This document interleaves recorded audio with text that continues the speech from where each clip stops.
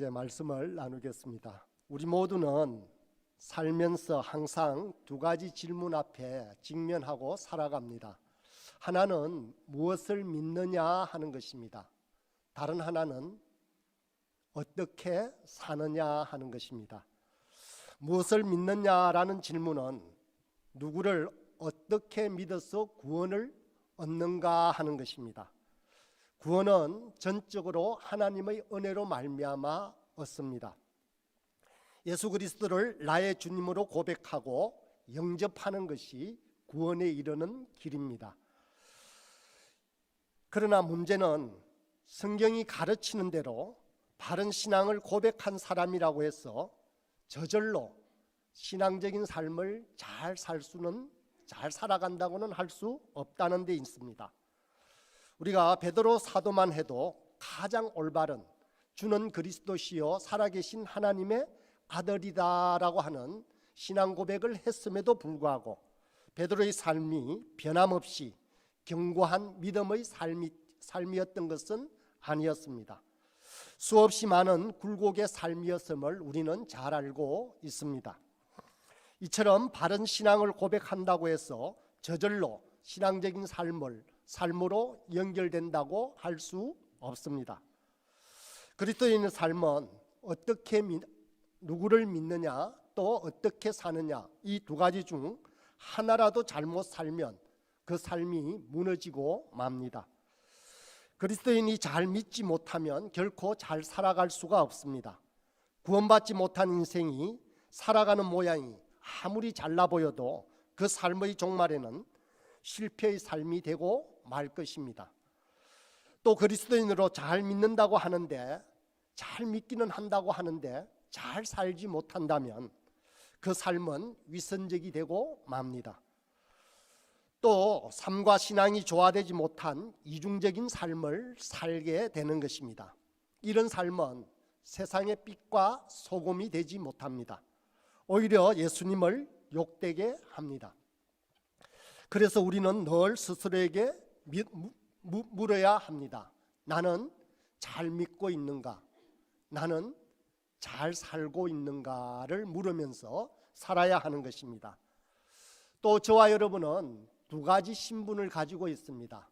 이중국적을 가지고 있는 사람들입니다. 하나는 하늘나라의 백성입니다. 다른 하나는 이 땅의 백성입니다. 우리가 하늘나라의 백성이 되는 것은 순전히 하나님의 은혜로 주신 축복입니다.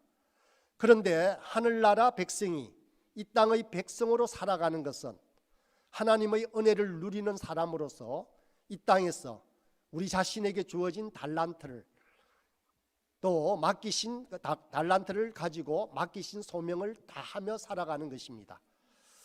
저와 여러분이 어떤 삶을 살아야 하는지를 이제 디모데에게 보내는 두 번째 편지를 통해서 살펴보고자 합니다.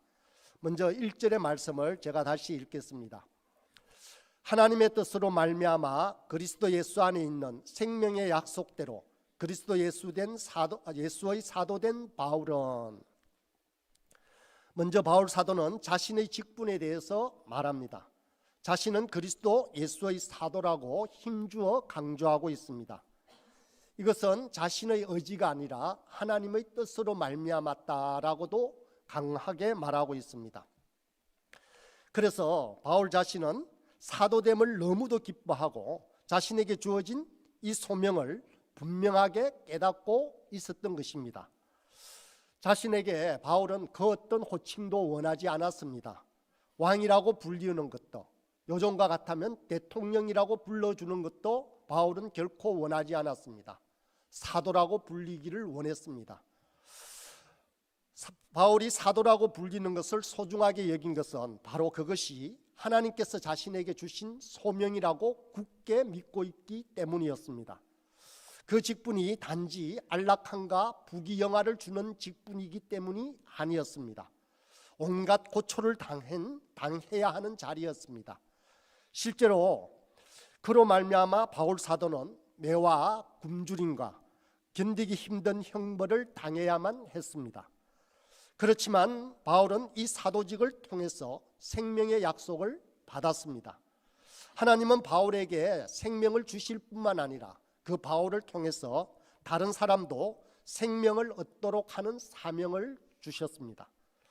그 일이 바로 사도입니다. 사도는 내가 받은 생명을 다른 사람에게 나누어 주는 사람을 말합니다. 디모데도 바울을 통해서 새 생명을 얻었습니다.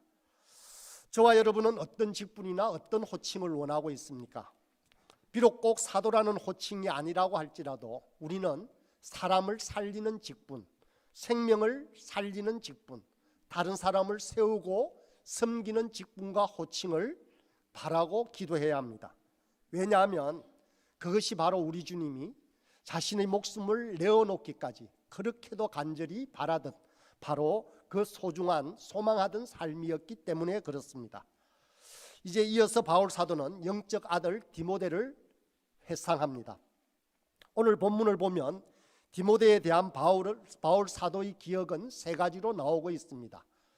성경 본문 9절에는 생각이라는 말로 되어 있습니다만은 어떤 번역본에는 기억이라고 되어 있습니다. 첫 번째는 바울 사도는 디모데 자신을 생각한다, 디모데를 기억한다라고 되어 있고, 둘째는 디모데의 눈물을 생각한다라고 되어 있습니다. 세 번째는 디모데의 거짓없는 믿음을 생각한다라고 하고 있습니다. 이 세 가지를 하나씩 살펴보도록 하겠습니다. 먼저 3절입니다. 내가 밤낮 간구하는 가운데 쉬지 않고 너를 생각하여 청결한 양심으로 조상적부터 섬겨오는 하나님께 감사하고, 쉬지 않고 너를 생각하여 라고 합니다. 디모데를 기억하고 생각한다라는 말입니다. 이 디모데를 생각하기만 하면 하나님께 저절로 감사가 나왔습니다. 그래서 디모데를 생각하며 바울 사도는 하나님께 감사하고 라고 합니다. 바울 사도에게 있어서 디모데는 이런 존재입니다. 바울 사도는 디모데를 밤낮 간구하는 가운데 쉬지 않고 디모데를 생각하면서 하나님께 감사하고 있다라고 고백합니다. 바울 사도는 끊임없이 디모데를 생각합니다. 이 끊임없는 생각은 자연히 기도로 이어지고 있습니다. 바울 사도는 많이 기도하는 사람이었습니다. 주야를 가리지 않고 기도했습니다. 이 모든 기도 가운데 바울 사도는 디모데를 빠짐없이 기도했다는 것입니다. 한마디로 디모데는 바울 사도의 기도 제목이었습니다. 어쩌면 우리 부모들이 머리 숙여 기도할 때마다 자녀의 이름이 꼭 떠오르는 것과 마찬가지입니다. 이와 같이 영적 지도자인 목회자들 또한 영적 자녀들이 가장 우선적으로 떠오릅니다. 저 또한 부족하지만 제가 맡은 부서의 모든 영적 자녀들을 위해서 기도합니다. 요즘은 제가 머리 숙여 기도하면 반드시 대청부의 지체들이 있습니다. 가슴 아픈 일에도 기쁜 일에도 그 모든 것이 기도의 제목이 됩니다.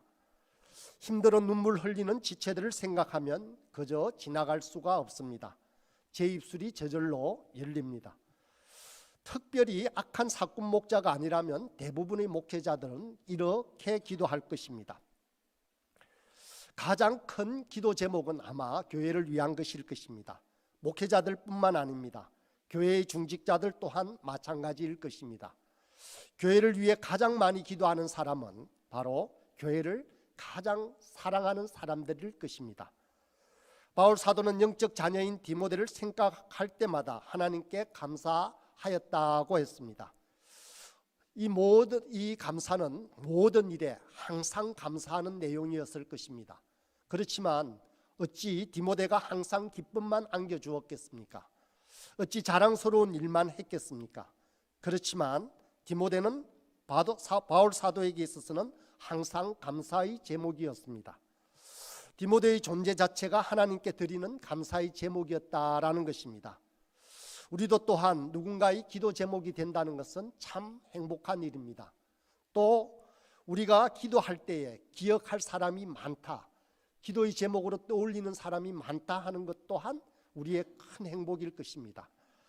그렇게 우리가 눈을 감고 기도할 때 기도의 대상이 많아져서 우리의 기도의 제목이 길어진다는 것은 우리 자신과 또 기도를 받는 그 사람들에게 있어서 크나큰 축복일 것입니다. 이제 두 번째의 기억입니다. 4절입니다. 내 눈물을 생각하여 너 보기를 원하면 내 기쁨이 가득하게 하려 함이니. 두 번째로 바울은 디모데의 눈물을 생각하고 기억하고 있습니다. 디모데의 눈물을 생각하면서 디모데 보기를 간절히 소망한다라고 고백합니다. 어쩌면 디모데는 눈물의 사람이었던 것 같습니다. 자주자주 눈물을 흘리며 그렇게 연약한 심령들을 토해내었던 것 같습니다. 이런 눈물을 흘리는 디모데의 모습이 사도 바울에게 있어서는 늘 눈에 밟히고 깊은 인상으로 남아 있었던 것 같습니다. 그래서 사도 바울은 디모데를 더욱더 절절히 그리워했던 것 같습니다. 이 그리움이 다른 번역 현대어 성경에는 더욱더 생생하게 묘사하고 있습니다. 제가 한번 읽어보겠습니다. 4절입니다. 내가 얼마나 그대를 다시 만나고 싶어 하는지 아마 그대는 모를 것입니다. 그날이 어서 빨리 왔으면 얼마나 좋겠습니까? 지금도 나는 우리가 작별할 때 눈물을 흘리던 그대의 얼굴을 생생하게 기억하고 있습니다. 이렇게 풀어서 번역을 하고 있습니다.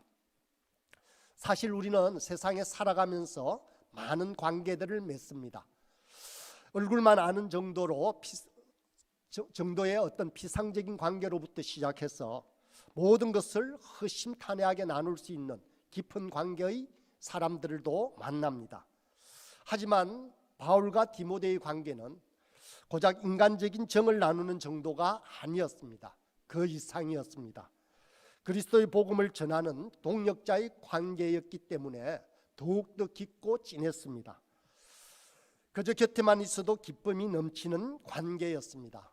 예수님께서 제자들 또한 그러한 관계로 만드셨습니다.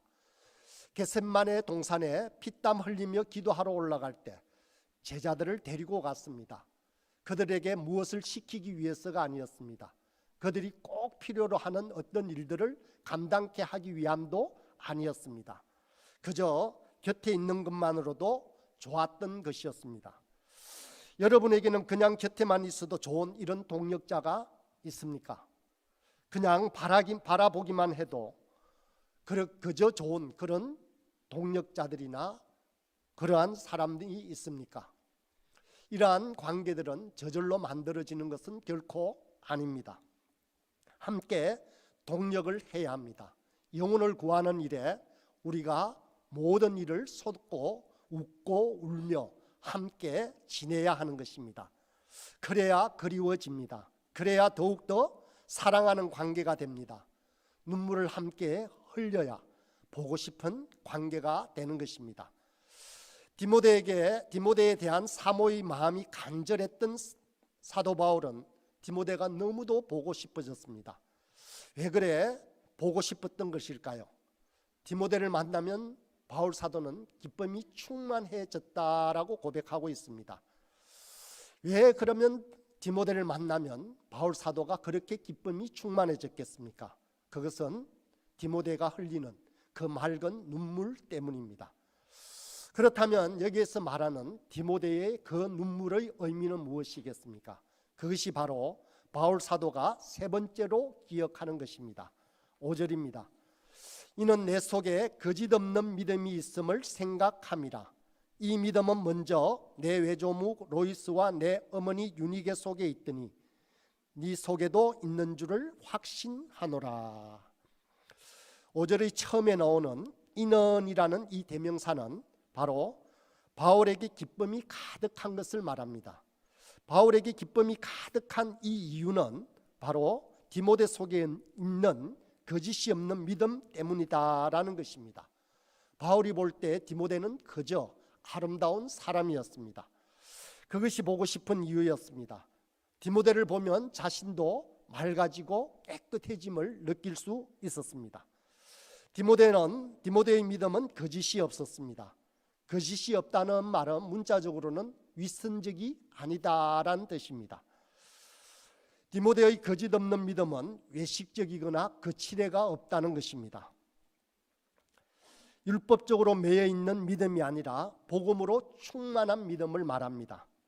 사실 디모데는 에베소 교회를 맡아서 사역을 하고 있지만 목회 생활을 하면서 자신의 부족함을 많이 생각했습니다. 디모데는 나이도 어리고 리더십도 부족하고 마음도 여리고 연약했습니다. 목자인 바울과 비교할 때 개척 정신도 도전 정신도 부족했습니다. 그러나 사도 바울은 디모데에게 있는 위대한 것을 일깨워주고 있습니다. 그것은 바로 디모데의 마음속에 있는 거짓없는 믿음이었습니다. 이 세상에는 믿는 사람들이 많이 있습니다. 그러나 보석에도 가짜가 있듯이 믿음에도 거짓된 믿음과 진실된 믿음이 있을 것입니다. 거짓 믿음은 일시적인 믿음입니다. 사람에게 보이려는 믿음입니다. 교회 안에 있을 때는 믿음이 있는데 집에 가면 불신자처럼 행동하는 사람입니다. 말로는 예수님을 믿는다고 하는데 행동은 불신자와 똑같이 행동하는 거짓된 믿음을 말합니다. 믿음은 결코 이래서는 안 됩니다. 믿음은 순종하는 것입니다. 순종하지 않으면 믿음이 결코 아닙니다. 광야에서 헤매던 이스라엘 백성들이 그랬듯이 우리 모두도 위선적인 거짓된 믿음에 빠질 수 있습니다. 세세하게 정해달라는 이스라엘 백성의 요구에 따라 율법을 제정해 두었습니다. 그러나 언제든지 이것을 왜곡되게 할 수 있었습니다. 바리새인들은 세세한 규정을 철저하게 지키는 것 같지만 그 속에는 거짓이 가득합니다. 왜 그럴까요? 그것은 그들은 기본적으로 예수님께서 말씀하신 사랑의 법에 순종하지 않기 때문입니다. 이런저런 규정을 펼쳐서 남에게 들이대는 도구로 사용했습니다. 그렇지만 이것은 자신의 유익과 주장을 합리화하는 변명에 지나지 않았던 것입니다. 예수님은 최고의 계명이 하나님을 사랑하고 이웃을 사랑하는 것이라고 했습니다. 이것이 바로 모든 율법의 핵심이라고 했습니다. 여기에서 벗어나는 것은 그 어떤 것이라고 할지라도 우리의 욕심이고 변명이 되고 말 것입니다. 이것이 우리 믿음의 기준이어야 합니다. 서두에서 말씀드린 것처럼 구원받은 우리가 어떻게 사느냐 하는 기준은 바로 이것에 달려 있습니다. 마음을 다하고 목숨을 다하고 뜻을 다하고 힘을 다하여서 주 너의 하나님을 사랑하는 것이고 내 이웃을 내 몸과 같이 사랑하는 것입니다. 살아가면서 우리가 선택해야 하는 경우가 생길 때 가장 먼저 생각해야 하는 것은 바로 이것입니다. 하나님을 사랑하고 이웃을 사랑하고 있는가를 점검해야 하는 것입니다. 한 가지 이야기를 들려드리겠습니다. 제가 처음 그리스도인이 되고 한 40년 전의 이야기인데 그때 읽었던 미우라 아야코의 소설의 시작은 이렇게 시작이 됩니다. 가네다라는 청년이 있었습니다. 이제 처음 교사가 되어서 처음 부임하는 학교로 첫 출근하는 아침이었습니다. 깨끗한 양복과 와이셔츠를 달아입고 쾌청한 아침 공기를 마시면서 설레이는 마음으로 학교를 향했습니다. 그런데 아무도 없는 길 한 목퉁이에 한 여자아이가 뺑소니 차량에 치였는지 길가에 쓰러져 있었습니다. 그러자 가네다는 아이를 들쳐입고 병원으로 향했습니다.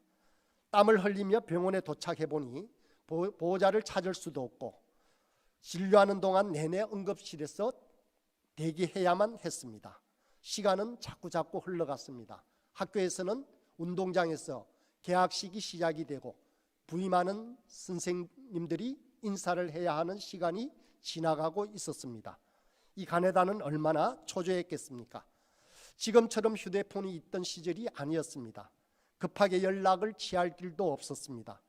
학교에서 일어나는 이런 절차에 초조해하면서도 이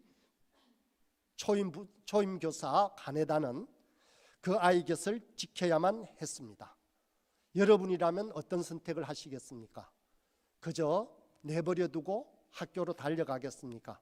아니면 그 아이의 생명을 살리기 위해서 병원으로 들쳐입고 가야 했겠습니까? 또 다른 한 이야기입니다. 이용규 선교사가 쓴 내려놓음이라는 책 속에 나오는 한 간증의 이야기입니다. 몽골 국제대학에서 근무하면서 교회 개척을 하고 있던 그 이용규 선교사님이 그때 몽골에서 겪었던 내용입니다.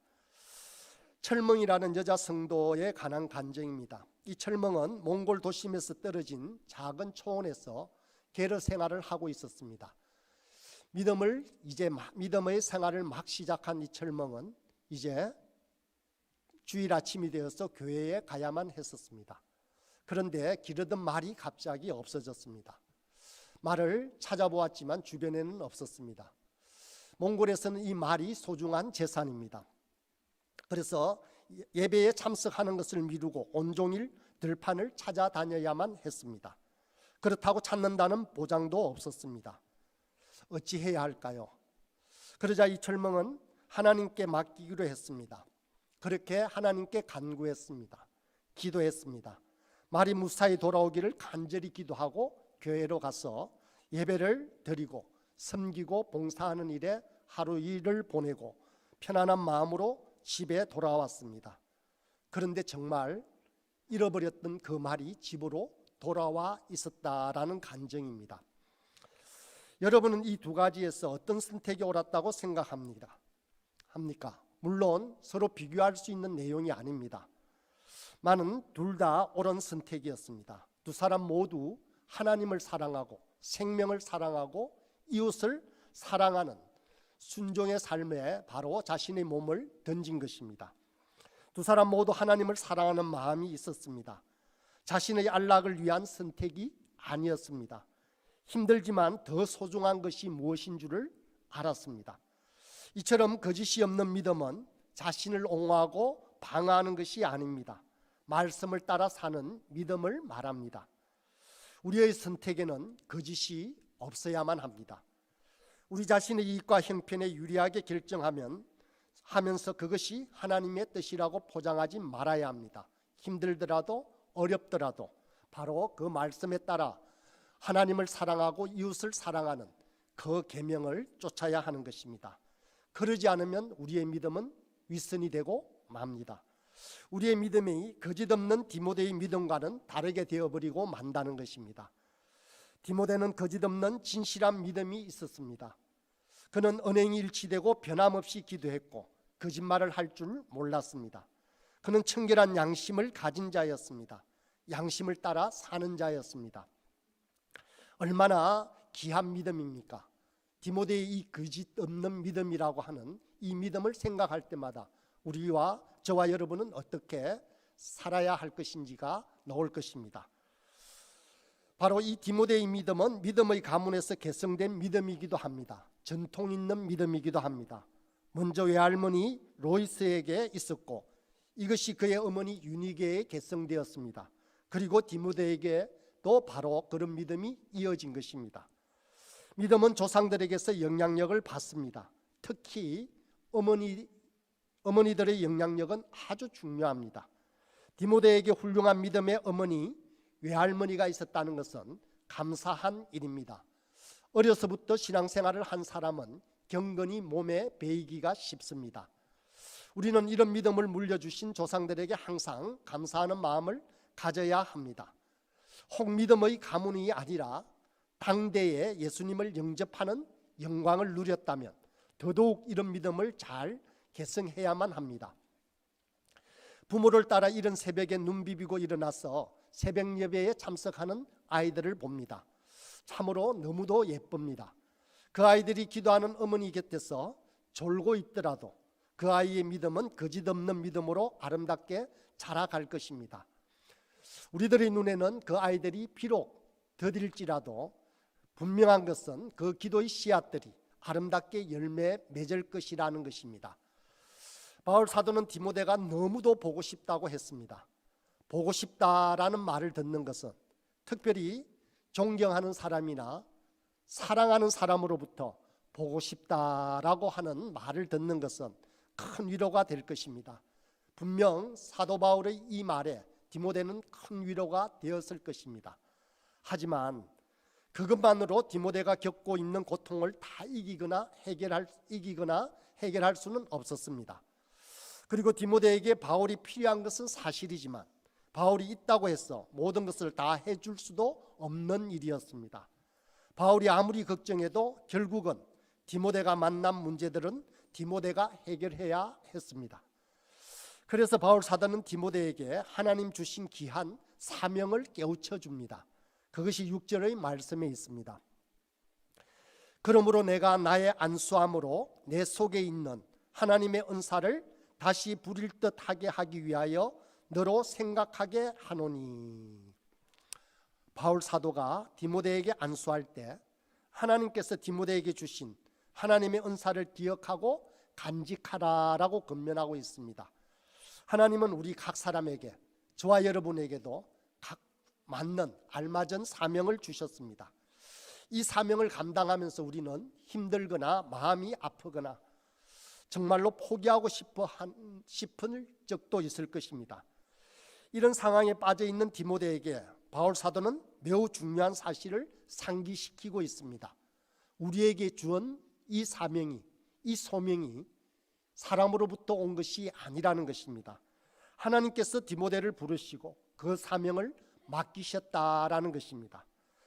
하나님이 디모데를 부르셨다는 것은 그저 부담을 지우기 위함이 아니었습니다. 바로 은사라고 합니다. 은혜로 주어진 것입니다. 결국 은총입니다. 이 사실을 너무도 잘 알고 있는 바울 사도가 강력하게 디모데에게 권면하고 있는 것입니다. 이제 마지막 절 7절입니다.